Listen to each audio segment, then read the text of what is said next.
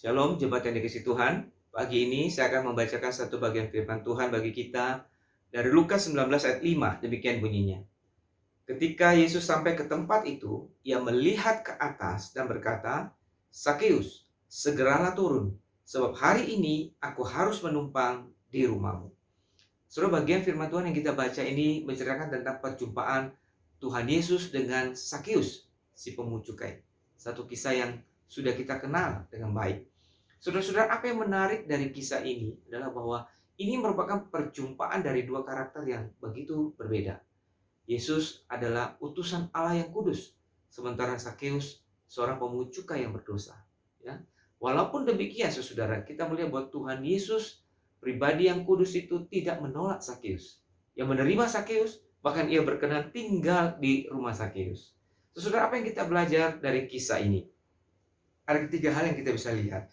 Yang pertama, kita melihat bahwa sikap Yesus yang peka dengan keadaan yang ada di sekitarnya.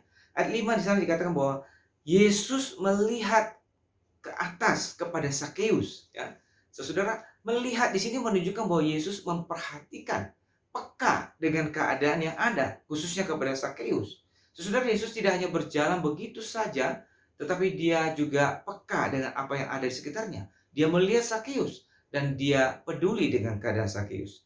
Saudara, di sini kita belajar bagaimana kepekaan Yesus terhadap keadaan di sekitarnya, kepada kebutuhan yang ada di sekitarnya.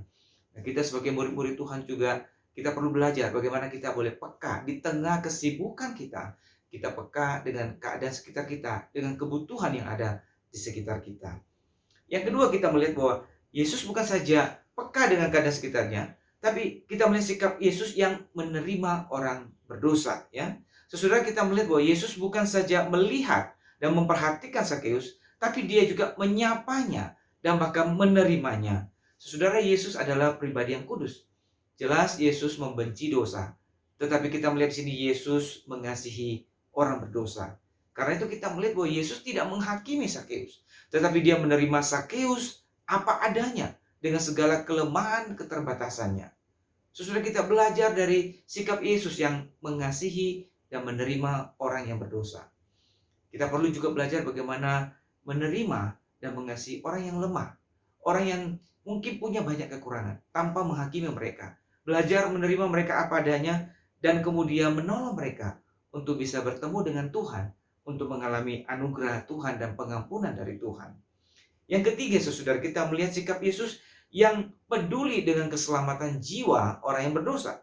Yesus bukan hanya melihat dan peduli kepada Sakeus, Yesus bukan hanya mengasihi dan menerima Sakeus, tapi dia peduli dengan keselamatan jiwa Sakeus. Karena itu Yesus setelah menyapa Sakeus, dia menawarkan dirinya untuk tinggal di rumah Sakeus. Walaupun ini hal yang tidak lazim seorang rabi mau tinggal di rumah seorang pemungut cukai. Tapi mengapa Yesus mau? Karena Yesus mau membawa Injil itu ke rumah Sakeus, supaya Sakeus dan seisi rumahnya diselamatkan oleh berita Injil itu.